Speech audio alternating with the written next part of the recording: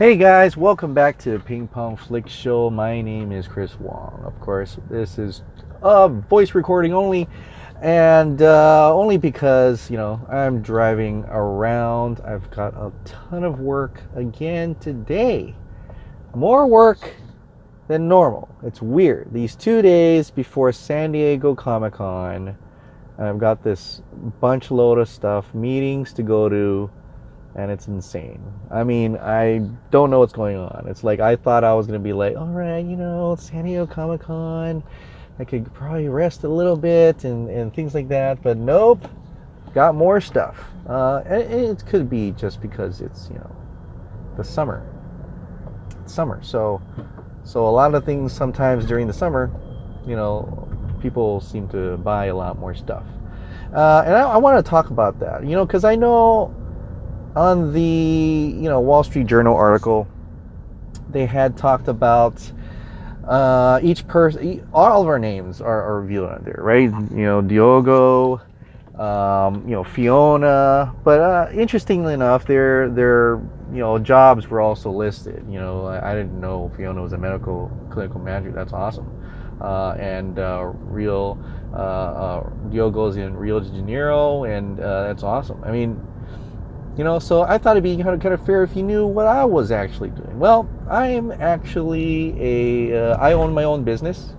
I am a rep firm out of Hawaii, and I represent many factories in the food service industry.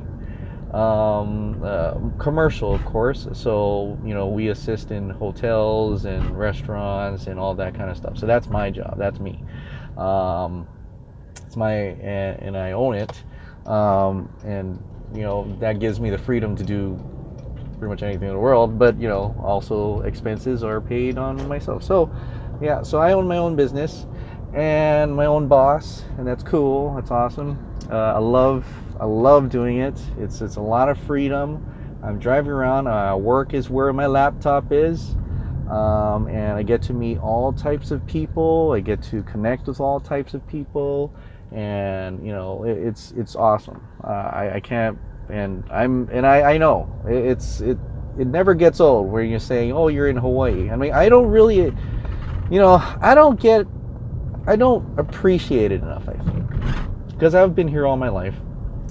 I don't appreciate it enough by when I'm driving and I see these green mountains and I'm constantly going to see customers or accounts and partners and businesses, and I don't appreciate it enough, and I should. I mean, I really should. As I'm driving through, when I have some corporate people come down and I'm taking down to Hawaii, they're like, you work too hard. You should appreciate looking around for a while. I'm like, yeah, I've been here all my life, so it doesn't really, beach is a beach, whatever, the water's awesome, cool, and, the mountains are gorgeous. A lot of my things I do in the city, but, I should really appreciate the outside world a little bit, and, yeah, I really should take that in. But anyway, so, yeah, and it's awesome. So with that said, it grants me a lot of freedom to do a lot of things, and what some of these things are making this recording as I'm driving to my next destination on the other side of the island, and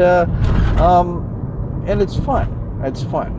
I think doing what I do now, plus with the YouTube thing, it's fun. It's all in fun, and I'm very positive in my life. I've got a wife, I've got kids. It's awesome. So that being said, though, I wanted to talk about San Diego Comic-Con coming up, and I know there's going to be a whole bunch of stuff coming out of Hall H, and I'm going to do this. So that's why I'm doing it now. I'm doing this podcast now because I'm not going to be able to do something tonight. I've got a bunch of things to do. Like I said, it's a weird Friday, but I'm having things to do. But I will see you guys in the morning. I'll definitely see you guys in the morning. 7. Actually, I'll probably start half an hour earlier than the Hall H panel, which is at 10:30 Pacific Standard Time. I will start at 10 Pacific Standard Time, half an hour early. We'll do a little pre-show thing of what you guys expect what you guys are wishing for, and let's just talk. It's just fans talking to each other. It's good. It's fun. This is huge, man. Every San Diego Comic-Con, the hype is unreal, man. The hype is unreal. And one day, hopefully, I'll be able to get there and be in line for that. But at this point, I'm just happy to be a part of this, and I'm happy to have that technology to interact with you guys, and for you guys to we all witness it together in some form or fashion.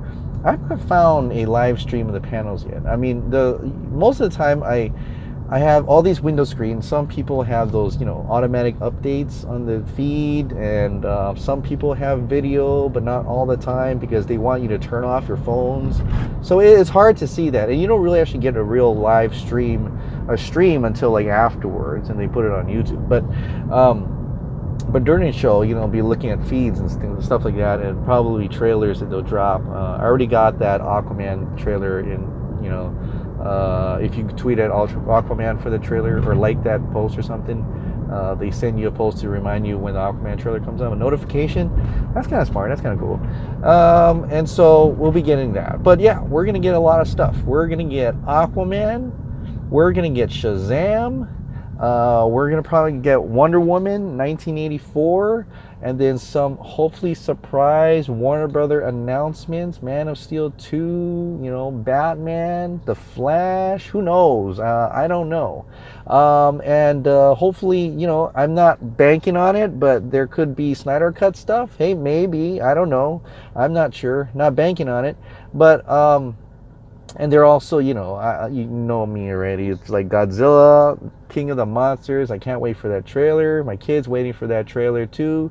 It's so weird. That teaser with Millie Bobby Brown talking about Monarch or trying to call Monarch, and you hear King, which I think it's King Ghidorah.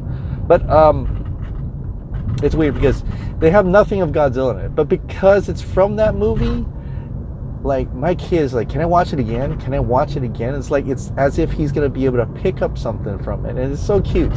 But it's so cool to see him hype up to see. It's a teaser of a girl, essentially in his mind. When he's looking at it, I'm thinking he's just seeing a girl talking on the microphone or talking on the radio to contact Monarch, and then you hear something after. That's it. And he's like, he wants to constantly see it for some, because he really is excited, man. And I am too. I am excited to see, how the CG is for the other monsters, King Ghidorah, Rodan, and Mothra. But yeah, so that's coming down the pipe too. That's at the Warner Brothers panel. That's why Warner Brothers is going to be some freaking flipping awesome, I hope. And I'm still expecting like Walter Hamada to come out on stage to tell everybody, tell the world, what are we going to do with the DC Universe? We're going to call it DC Universe now? I think so. So DC Universe, what are we going to do with the DC Universe? What do they have in mind? And I'm so stoked to figure that out. I want to see what they're going to do, and I hope it's something pretty interesting. I hope they give us something that we've not known that's coming. I hope there's like those kind of big reveals and surprises, and I hope there's I'm going to turn up the air here. Hopefully you can still hear me, but like we know the certain ones where possibly Birds of Prey and things like that, and all the other movies that I'll talk about. But it would be pretty cool to have some surprises and maybe surprise guests and things like that. Hopefully, I don't know. I'm not really banking on it, but there is a part of you that you want to, like, really want to know what's going on, right? And what is this whole DC Dark thing, DC Black? I think that's the main thing I want, and what their direction is, and what are they going to move forward with. And that brings me up to my next point. Is I know after the whole Wall Street Journal article, okay, that was a emotional blow. I'd say emotional blow to the movement. But when you really think about it, when you really read that article, there is absolutely Nothing new in that article. Absolutely nothing new in that article. And I even heard Warner Brothers did not even sanction that. They were, and I almost wondering, and Comic Movie Mars kind of mentioned this on his Twitter feed, that what is this, November 2017? And you really think about what he said about that, because back then in the old crew, they have talked like that. The senior executives, oh, there's no planned release, there's no alternate version, there's nothing. But Zack Snyder is shooting Whedon shots. Whedon is shooting Zack Snyder shots. They're talking together. Things like that. All that we knew that. We already knew that. That's old news. That was the old lies that we've been fed. We all know now. He had an hour interview with Jay Oliva, and he put none of that in there. He didn't put the fact that Zack Snyder doesn't even know about a Russian family. And like Dave Film Junkie says, that wait a minute, if Zack Snyder was going to shoot those reshoots, okay, and Whedon, he had Whedon shoot those shoots, he never watched the movie. He didn't watch the movie. He doesn't even know. He doesn't even know about this movie. Russian family, all gone out, So that article now is a huge clickbait article, guys. It's a clickbait article. Snyder Cut is not dead at all. In fact, that was what it does, is that it brought it to the open to a different tier of the market. More people are knowing about this movement now more than ever. And when they're looking for it, they'll probably question it even more. And so I think it just made us stronger.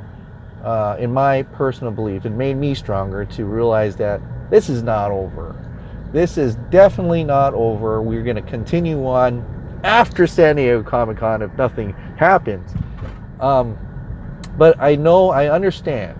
Now here's the part. I understand a lot of people are pretty hurt out there emotionally. And they feel the need to lash out and stuff. That's a raw human emotion it's fine. You can do that. I mean, you cannot just lie to yourself and hold that in. If you're mad, you're mad. If you're sad, you're sad. That's just you. And I did a little bit of that yesterday at the beginning, and then you start to read it more, and then you start to understand what this Ben Fritz was trying to do. Then you realize it's nothing. It's absolutely nothing. Nothing new in that article that we've not known before. It's pretty much almost like the same article from when we knew from a long time ago when Zack Snyder left, and with the inclusion of the fandom within it. I don't even know if Ben Fritz even bothered asking present questions, or he took it from before. Like I told you before, when he told me, it says what he's learned is that there was a rough cut assembly cut. It means to me it could possibly be all the interviews he had with, if he ever had, or the spokespeople they talked for Warner Brothers, could have been the ones from the past, and he didn't bother going out and researching for new, interviews, getting new content from them. He didn't bother that. He just took what he already knew, used us, the fandom, to back up his narrative that he already known, without trying to actually be a journalist and find out new information. Or else, if he was a really good journalist, he would have got straight to spokesperson for Walter Hamada, spokesperson for Toby Emmerich, spokesperson for Kevin Tsujihara. No, except he just put a senior executive. Senior executive what? Senior executive of the marketing department? Senior executive of the janitorial department? What is the real title? Senior executive what? You have senior executives of everything. In my own business, senior executive of the food and beverage department, senior executive purchasing manager. There's more to senior executive title, and that's not in that article. So, like I said, you bring out those names, you bring out the real titles, then we'll believe a little bit more in your credibility. But if you cannot even bring that and instead put our fandoms, you put ours. You put our, even though you forgot to put my title. I think in a way Ben was trying to paint me as, oh, just a crazy YouTube influencer guy, some guy in mom's basement or something. Which is fine, because they've really tried to bring down PewDiePie and all the other influencers too, Wall Street Journal. So they went out, got our names, got our titles, put it on a thing to make that credibility, fan credibility, but they did not put titles and names for the official ones that we actually care about. Warner Brothers. We care about those guys. Who from that department, which department, what are you talking about? Not in there, zero, So he could have made it all up for all I know. But it is kind of sad in a way that a trade like Wall Street Journal would come to this. But I get it, business-wise. Maybe, like I said, they're going down in the dumps. People not reading papers. They try to do digital, and then they try to do the whole subscription thing. If you want to read more of this article, click here to subscribe.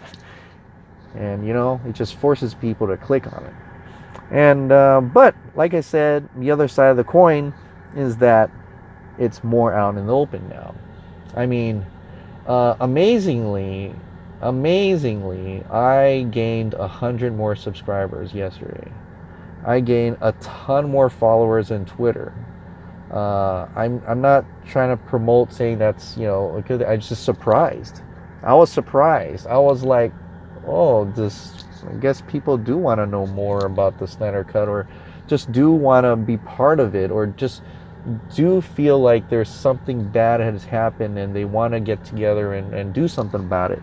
So, and that's great. I think I want to find more people. I want to find more YouTube influencers who can also help in this. Comic Movie Marks, Lantern 2814, Totally Random. I know there's a whole bunch of you out there. I'm trying to remember. I think it was Film Twitter? Was that you? And, of course, we've got Film Gob, Film Junkie. Oh, man, there's a ton of you out there. And you deserve every single recognition for that. But I think all of us with a combined voice makes a big difference in the market. I think it just makes a huge difference. And I'm glad you're all here with me. I'm glad we're all together. Thank you so much for the support, by the way, of saying all those kind words yesterday. But we're into the future now. We're getting there. We've got Comic-Con tomorrow, and I totally bypassed what I want to talk about. This is one of those things where you're just driving and it just starts rambling off. I apologize for that, but. I know there are a lot of people who want to boycott the rest of the DCEU, right? You know who you are. So, I get it. I get that anger. I get that. I totally understand. If you do, that's your right. You can do whatever you want. And people ask me for my opinion. Well, I can only give my opinion for me. Okay? I can only give you my humble opinion. What I'm gonna do. This is what I'm gonna do, guys. Just me. I'm not telling you what to do. You guys can do whatever you want. It's your life to live. It's your interest, your opinion. This is what I am going to do. I'm gonna continue watching DCU movies. Yes, I will. One, I'm a DC fan, so I'm just a huge. I'm not gonna say I'm unbiased or something. I am totally biased toward DC. Come at me. I don't care. What do I got to lose? I am a DC fan. And I love DC more than Marvel. That's because I know DC a little bit more than Marvel. Marvel, I'm learning about Marvel every movie I'm watching. Like, I was like, oh, what is that guy? Who's that guy? You know, it's like I'm a general audience for Marvel and stuff. But DC is where I'm at. And I love DC, I love Godzilla, I love Power Rangers. This is my stuff. This is the stuff I'm interested in. This is stuff I want to talk about. And it doesn't matter if you want to talk about, you want to learn more about Game of Thrones, go and find the Game of Thrones channel. I don't care, you know, for that type. You know, I don't, that's not my channel. Or Walking Dead, or, you know, like things like that. So I am here for DC. And that, for that matter, I will continue watching the DCU. The other side of that, well, not other side, the other part of that is the fact that this is Zack Snyder's legacy. And you should be able to recognize it. I mean, I do. I recognize it as, this is Zack Snyder's legacy. Who brought in Aquaman? Who brought Jason Momoa? Zack Snyder. Who brought Gal Gadot? Zack Snyder. Who brought in Henry Cavill? Zack Snyder. Who got Ben Affleck to be Batman? Zack Mother effing Snyder. Okay. I don't mean in a good way. I didn't mean to say that. I don't know why I did. But Zack Snyder did all that. This is his legacy. Whether or not they continue with the tone and things like that, that doesn't matter. Without Zack Snyder's influence, Zack Snyder's Man of Steel, we would not have gotten where we are today. And where all these solo movies come out, they've got their own creative vision involved. James Wan that's his baby. Aquaman is his baby. Patty Jenkins, Wonder Woman is now her baby. You know, whoever is doing Superman, whoever's in The Flash, you know, Daly and Goldstein, that's their baby. But they all came from, all this is branching out of what Zack Snyder set up. I mean, look at what David Sandberg, he's putting in homages to Man of Steel in his movie. Okay, whether or not you feel like they're going to continue Zack Snyder's vision, the 5-part arc, they're not. But I can recognize that Zack appreciates that these actors and actresses he brought on to be his Justice League can get their own movies now. And that his legacy would continue on. Because even after the 5-part arc, he made it clear that he was going to leave the costumes and things open for other directors to take those characters off to wherever they need to be.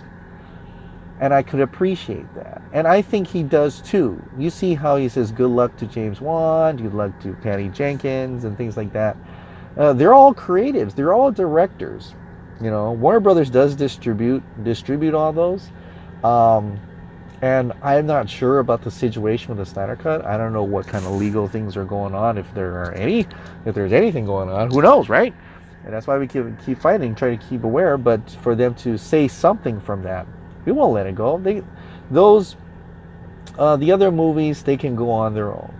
And yes, we still want to see the Snyder Cut because to protect their creative integrity, to tell Warner Brothers that they need to protect their directors, protect those visions. And I feel that they are trying to find a way to release that in a way so that it appeases everyone. I don't know if it'll make money. You're right. Henry Cavill said it's not going to make money. And that's why I threw in the whole streaming service. Because the streaming service is making money by itself. And you see how much it costs. $8. $8 a month or $80 a year. Well, you know, $7.99, but pretty much $8. $8 a month, $80 a year. I still don't know if I'm going to do it. I did watch the Titans trailer, a little bit more of that. But I feel like they could already, since they're already making money in DCU, that would be the platform to drop the Snyder Cut, an alternate version, the Snyder Cut, if it's coming. And that's why I don't think it would, what would be the non-benefit, you know? They've got some type of material, and if Zack Snyder, if Zack Snyder is working on it, or already working on it, or continue to work on it, and he can finish that, then they could probably release it later on, right?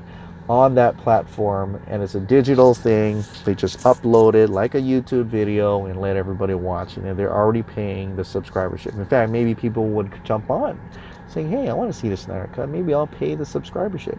And then when they pay it, they find a Snyder Cut, it's like, well, what's on else is on this channel, and they start to keep it. And hopefully by then there will be a giant library other than Titans and Harley Quinn and all those other older Warner Brothers movies. But that's what I see it. That's how I see it could be taking place.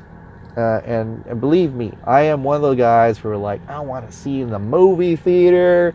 Oh man, I want to grab my popcorn, grab my drink. I want to sit down, reserve a seat in the middle so I can hear everything surround sound. And I'm gonna be on the row where it's like right behind the handicapped people. Because that's like for me optimal viewing.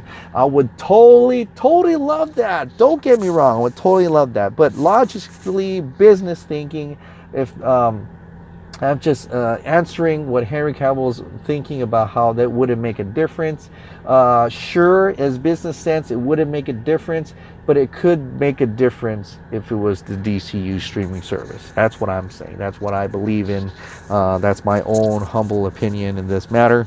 And so I think maybe later on future, depending on how long it takes for Zack Snyder to finish it, that we'll get something like that. But it would be nice to have some kind of announcement, right?